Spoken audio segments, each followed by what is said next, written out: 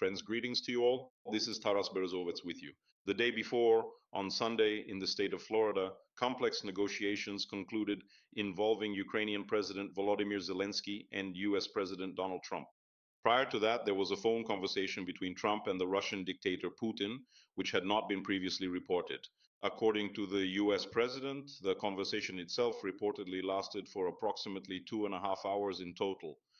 When asked to comment on the outcome of these talks, Kremlin spokesperson Dmitry Peskov referred to Yuri Ushakov, who is the dictator's senior advisor on matters of foreign policy, and Ushakov then proceeded to explain in more detail exactly what Trump and Putin discussed during their meeting.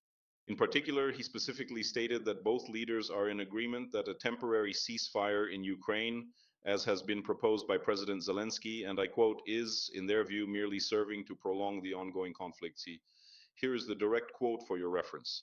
The main point is that the presidents of Russia and the United States generally share similar views that the temporary ceasefire proposed by the Ukrainians and Europeans, whether under the pretext of preparing for a referendum or for other reasons, only leads to the prolongation of the conflict and is fraught with the risk of renewed hostilities. But in reality, the Kremlin is contradicting itself here. Previously, they clearly stated that the key and most important condition for concluding a peace agreement is the complete withdrawal of all Ukrainian units from those parts of the Donetsk region that are not currently controlled by Russian occupiers. Later, the Kremlin announced that they view the prospect of holding a referendum in Ukraine favorably, while at the same time frequently appealing to legal aspects.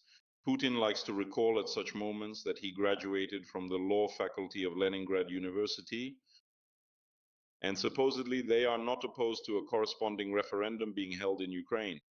But then it should be remembered that during the imposition of martial law, no voting or referendums, of course, are held. At a minimum, 60 days are required to organize and hold the corresponding referendum. That is exactly what the ceasefire is absolutely needed for in this situation. In other words, on the one hand, the Kremlin demands that Ukraine withdraw its troops, including by holding a referendum, but on the other hand, it does everything to prevent this referendum from taking place. This best reveals the Kremlin's true intentions and motivations, as well as its so-called genuine willingness to reach a peace agreement. So what are we left with? By and large, both Zelensky and Trump expressed themselves quite positively and cautiously about the overall results of the negotiations that took place. Among the key points, it is worth noting that another round of negotiations involving the Ukrainian and American delegations is scheduled to be held this week, at least until January 4th. On the Ukrainian side, the negotiation group still includes National Security Secretary Rustem Umerov, First Deputy Foreign Minister Serhiy Kislitsia, and Chief of the General Staff of the Armed Forces of Ukraine, Lieutenant General Andriy Hanatov. At the same time, Trump has once again delegated his team with Secretary of State Mark Rubio representing them. And we can only welcome this decision. The return of the Secretary of State to the negotiation group, along with him will be the ever-present Special Envoy Steve Witkoff, who is a relatively new face at these high-level talks, Secretary of Defense Pete Hackstead, Trump's son-in-law Jared Kushner, as well as General Dan Kane, the chairman of the Joint Chiefs of Staff. General Kane is the one whom President Trump appointed relatively recently, and who is still in the process of getting up to speed with everything that is currently happening in this rapidly evolving situation. The statements made following these negotiations can essentially be summarized and boiled down to the following key points. First, Zelensky stated that significant progress has been made on the conclusion of 6 documents under discussion. In particular, the 20-point peace plan is 90% agreed upon, the Ukraine-US security guarantees are 100% agreed upon, the US-Europe-Ukraine security guarantees are almost agreed upon, military issues are 100% agreed upon, and the plan for Ukraine's recovery, which Trump called the Prosperity Plan, is still being finalized. Zelensky expressed his sincere hope that final, tangible progress on those important documents that have not yet, so to speak, reached a full and complete 100% agreement will indeed be achieved by the end of January. In addition, Zelensky specifically named holding a nationwide plebiscite as one of the essential keys to approving and legitimizing the peace plan. Of course, society as a whole must vote and choose because this is the land of our new people for many generations to come, Zelensky emphasized. Overall, he described the meeting with former President Donald Trump as wonderful. For his part, President Donald Trump, stated that the key stumbling block in the ongoing negotiations remains the discussion of the complicated Donbas issue. This is indeed a significant and highly complex matter. We are now closer to resolving it, but it has not yet been fully settled, Trump said. He also stated that discussions with the Russians are expected to continue and that the group would include the aforementioned Rubio, Witkoff, Kushner, D. Kane, and Pete Hackstead. In addition, he said that he is fully prepared and ready to make his first visit to Ukraine and even address the Verkhovna Rada, which is the Ukrainian parliament. I could address the Ukrainian parliament if, of course, it would help. I would like to make a deal, and I do not necessarily have to go to Ukraine in order to do it. In other words, Trump remains true to himself. On the one hand, I'm ready, but on the other hand, as always, there will be circumstances that could get in the way.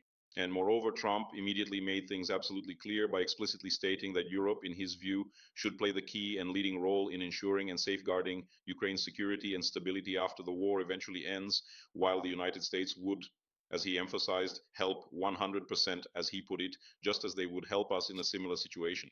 There's also another key issue, an important matter, that was previously put forward and presented as a deadline condition. Now, Trump no longer has any deadlines or time constraints. He states that if everything goes well, it might take just a few weeks, and if not, then it could take longer depending on the circumstances. In other words, the American leader did not issue any ultimatums or set any strict conditions in case this important deadline is not met. Trump also very clearly and explicitly expects to make it his main foreign policy achievement if, in the coming days before the end of the year 2025, he manages to successfully organize and arrange a direct phone conversation between President Zelensky and the Russian dictator. This is reported by the Republican-leaning TV channel Fox News, as always well informed and citing sources in the administration. Other media outlets have not reported on the possibility of such negotiations. This information is truly extraordinary. Fox News reported that ongoing negotiations between Donald Trump and Volodymyr Zelensky could potentially lead to the very first phone conversation in more than 5 years involving both the Ukrainian president and the Russian dictator. The last such conversation between the two parties took place quite a long time ago, specifically back on the eve of the invasion. And at that particular time, it concerned the situation involving the Wagner operatives who had been detained in Belarus. The last conversation of this nature took place in July of the year 2020. However, the Kremlin does not confirm this information. Moreover, as reported earlier by Fox News and a number of other media outlets, including the Financial Times, the Kremlin has steadfastly and consistently refused requests from the Ukrainian administration. At the present time, there is currently no reason whatsoever to believe that the situation will change or shift in any way at this particular moment. The Kremlin is extremely pleased and satisfied with the fact that the important conversation between Trump and Putin took place, something that the dictator's aide, Yuri Ushakov, did not attempt to hide. For now, the ongoing negotiations will continue, so to speak, in a one-on-one format. The Americans will be meeting separately with the Russians, and the Americans will also be meeting separately with the Ukrainian delegation. At this time, no direct or trilateral negotiations are planned or scheduled to take place in the near future. And as we can see, the key issue on which no agreements were reached as expected is the question of Donbas and the creation of a free economic zone there. The status of the future Zaporizhzhia nuclear power plant is also unclear. No progress was achieved here either. Trump expressed surprise at the fact that about 5,000 employees are working at the Zaporizhzhia nuclear power plant, although in reality, before the invasion, there were even more, over 11,000. 5,000 employees of the Zaporizhzhia nuclear power plant managed to leave for territory controlled by the Ukrainian authorities, while the rest ended up in the occupied area. And as Putin recently stated, all of them have received Russian passports. Meanwhile, a number of prominent Western media outlets, including the highly respected and leading French publication Le Monde, report that Ukraine and its European allies may be feeling a certain sense of relief and cautious optimism after the talks in Florida concluded, primarily because the meeting went much better than the scandalous one at the end of February this year. They also note that Trump not only refrained from making any harsh or critical statements towards Ukraine and its European allies, but also clearly expressed a willingness and openness to hold relevant and meaningful consultations and discussions with European allies in the future.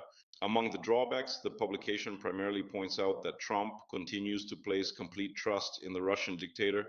In particular, he claims that Putin genuinely wants peace, and he was, I quote, very generous in his feelings about Ukraine's success, including the supply of electricity and other goods at very low prices. In response to this particular remark from Donald Trump, as the French newspaper Le Monde writes, President Zelensky only gave a crooked, somewhat ambiguous smile.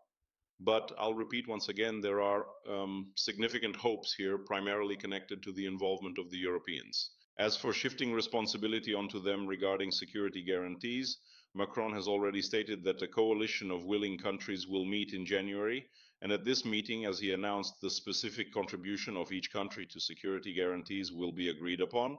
Earlier, Zelensky stated that France and the United Kingdom would be the key countries in ensuring Ukraine's security, if, of course, this agreement is reached. Zelensky also specifically asked Trump to extend the duration of the security guarantees from 15 years to 30 years, or preferably to 50 years. He stated this while answering journalists' questions in the form of voice messages in the chat of the president's office. Quote, we discussed this with our teams, and yesterday we agreed with the President of the United States that we will have strong security guarantees from the US. Right now, in the documents, it's not permanent. It's 15 years with the possibility of extension. I told him that we would very much like to consider the possibility of 30, 40, or 50 years. Earlier, Zelensky stated that the corresponding decision could be adopted, voted on, and ratified at the level of the US Congress and the Verkhovna Rada. And there's one more piece of news reported today by Radio NV and quoted by many Ukrainian media outlets, a bit of a mini sensation. Ukraine's ambassador to the United Kingdom and former commander-in-chief of the armed forces, General Valery Zaluzhny, is preparing to leave his post and return to Ukraine in early January. This was reported by 4 separate sources who spoke with Radio NV. Zaluzhny expressed his intention to end his diplomatic career early to Volodymyr Zelensky several weeks ago during his stay in Kyiv. At the same time, according to the Ukrainian news outlet Radio NV, General Zaluzhny did not accept any of the offers for positions or roles that were proposed to him, including the position of head of the president's office. At the moment, there are no official comments from General Zaluzhny himself or from the press service of the Ukrainian embassy in the United Kingdom.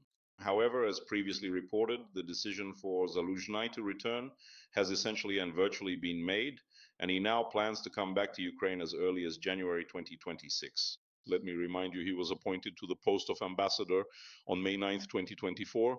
So if this particular situation happens, he will have served as ambassador for just over a year and a half. Usually, a diplomatic mission typically lasts from 2 to 4 years, although sometimes, depending on the circumstances, it can be longer. In any case, this information is clearly aiming to become today's sensation, drawing a lot of attention from people who are following the news closely. Meanwhile, everyone is waiting for comments and answers from the Ukrainian ambassador to the UK himself. And I repeat, as of now, he has not given any. That's the news we have for you today, friends. Subscribe to the channel, like, share, and comment on the broadcast. Glory to Ukraine, glory to the armed forces, glory to special forces, glory to territorial defense forces.